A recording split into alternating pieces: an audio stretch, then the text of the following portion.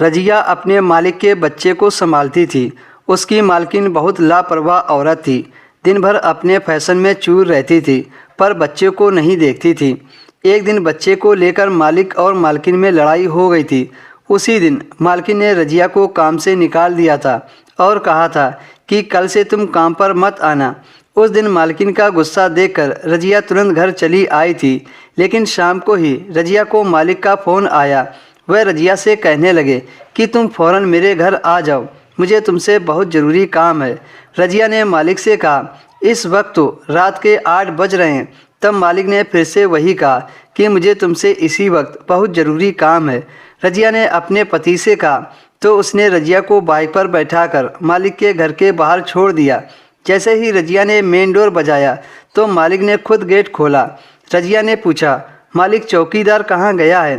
फिर मालिक ने बताया कि चौकीदार घर गया है, कुछ दिनों में वापस आ जाएगा। आप अंदर आओ, मुझे आपसे बहुत ज़रूरी काम है। अंदर जाते ही रजिया पर कयामत टूट पड़ी। अंदर लॉन्च खाली पड़ा था। यह देखकर वह परेशान हो गई। तभी पीछे से मालिक आया और कहने लगा कि मेरी पत्नी दोपहर से गायब है और घर पर दोनों बच्चे भी नहीं हैं। जब मैंने अपनी पत्नी से पूछा तो कहने लगी कि मैं बच्चों को साथ लेकर नहीं आई और उसी ने चौकीदार को भी घर से बाहर भेज दिया।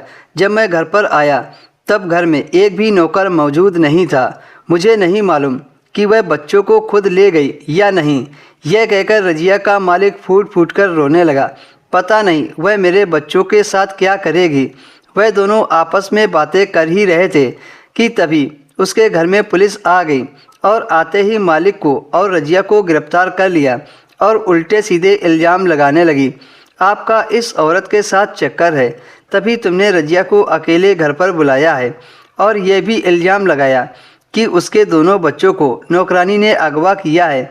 यह सुनकर रजिया परेशान रह गई। पुलिस वाले रजिया के मालिक पर भी इल्ज़ाम लगा रहे थे, हालांकि ऐसी कोई बात नहीं थी। मालिक ने कहा, यह सब झूठ है, मेरी पत्नी झूठ बोल रही है। लेकिन फिर भी पुलिस वाले रजिया को पकड़कर पुलिस स्टेशन ले गए।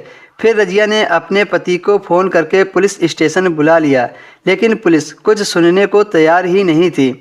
फिर वो मालकिन के पास गया और कहा कि मेरी बीवी ने तुम्हारे बच्चों को किडनैप नहीं किया है। मुझे अपनी बीवी पर पूरा भरोसा है, इसलिए प्लीज़ मेरी बीवी को छोड़ दो। मालकिन कहने लगी कि मैं एक ही शर्त पर केस वापस लूँगी कि तुम अपनी बीवी को लेकर यहाँ से कहीं दूर चले जाओ, क्योंकि मेरा पति मुझे यह कह चुका है कि वह मुझे तलाक देकर तुम्हारी बीवी से शादी कर लेगा, क्योंकि तुम्हारी बीवी मेरे बच्चों को अच्छे से ख्याल रखती है। यह सुनकर रजिया का पति दंग रह गया।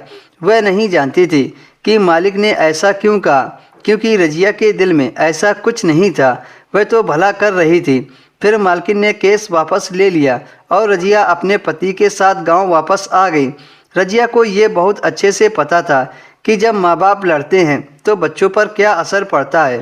कहानी सुनने के लिए धन्यवाद। कहानी पसंद आई हो तो वीडियो को लाइक करें, शेयर करें और हमारे चैनल को भी सब्सक्राइब कर लीजिए।